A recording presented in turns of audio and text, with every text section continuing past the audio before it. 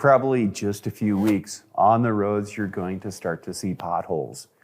As municipalities start to use road salt, de-icers, well, it gets down into the concrete or asphalt and starts breaking it away from the initial base layer.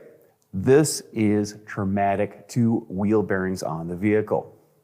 Typically what happens when a customer of yours will hit a pothole, it's not going to make sound right away.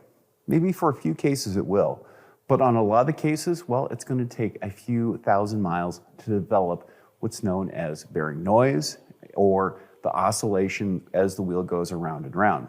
Then after that, it's going to start to develop play. This is what's known as spalling of the bearings. This can typically happen on the outer race.